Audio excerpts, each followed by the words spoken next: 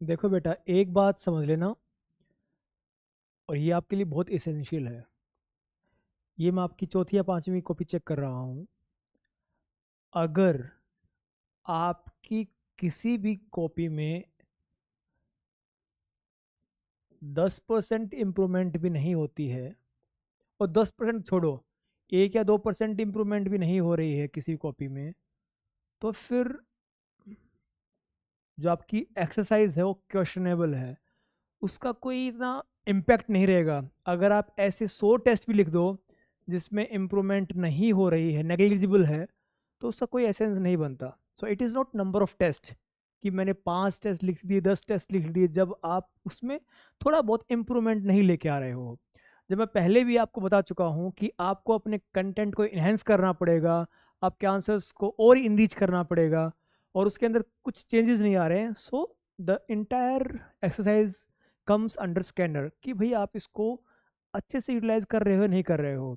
और जो primary face में आपके आंसर्स पढ़ के मेरे को लग रहा है कि 2-3 पेज में आपने लिखे हैं, यही आंसर आपने ऐड कर दिया यहाँ पे, तो दिखा रहा है कि आपके पास कंटेंट की भी कमी है, और आपकी जो ओवरऑल अंडरस्टैंडिंग है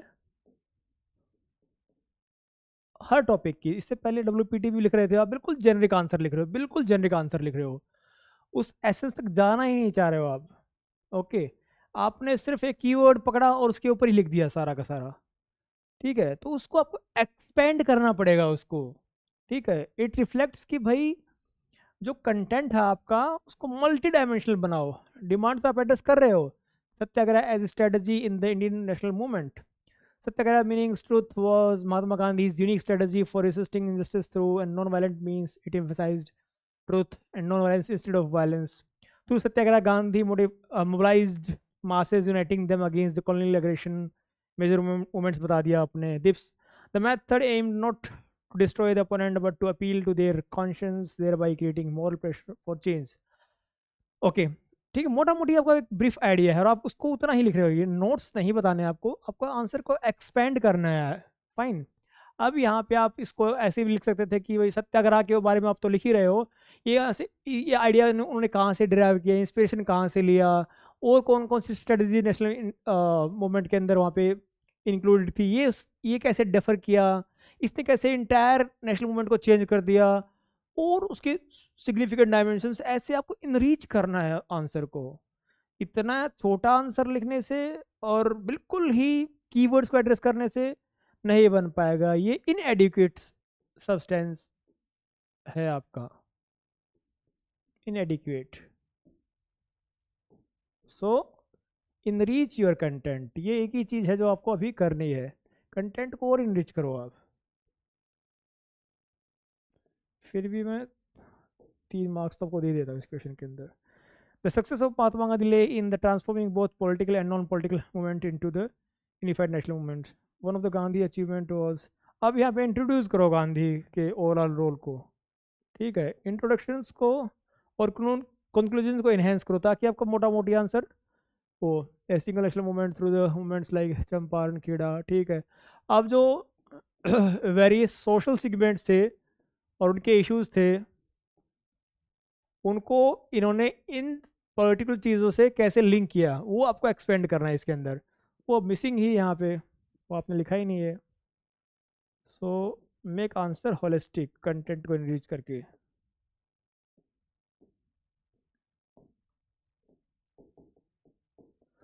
don't just focus on keywords, you are just focusing on keywords. Okay, go beyond keywords, go beyond keywords, explore the wider essence, ये करना है आपको।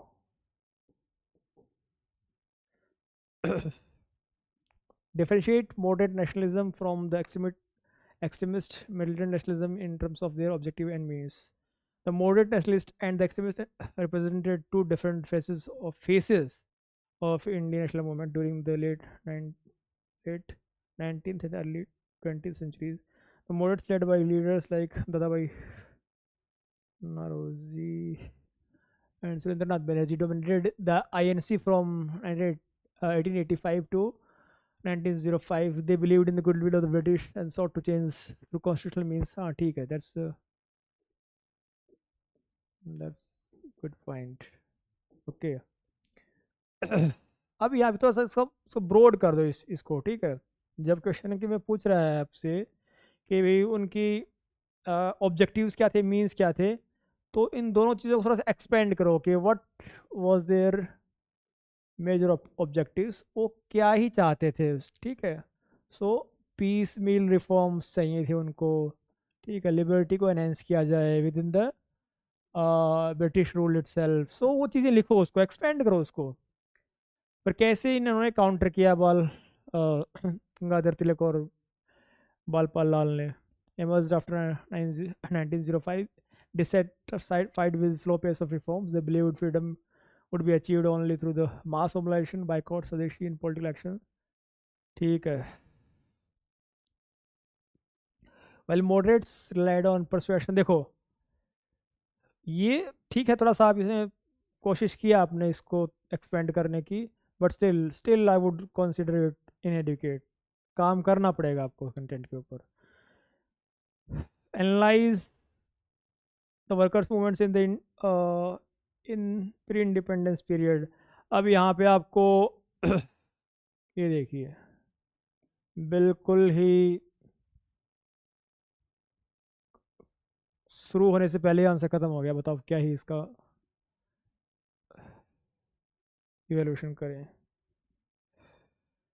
नहीं बेटा, दिस इज समथिंग, एक चीज़ पे फोकस करो आप पहले, ठीक है। ये आपके नोट्स में आपका कंटेंट एडिक्वेट है, उसको रिवाइज करो, ठीक है। नंबर ऑफ क्वेश्चन चाहे आप भले ही 2 लिखो, लेकिन अच्छे से लिखो। Take your time, proper time लेके, टेक टाइम, ठीक है। कोई जल्दी नहीं है आपको कि आपको विद इन 5 to 6 मिनट लिखना है, 7 मिनट में लिखना है, नहीं। अच्छे से लिखो, आराम से। आपका फोकस अभी है कि मेरे को अपनी लेंथ को प्रॉपर बढ़ाना है, सारी डायमेंशंस इंक्लूड करनी है, फाइन। आपको सिर्फ इसी बात पे फोकस करना है अभी।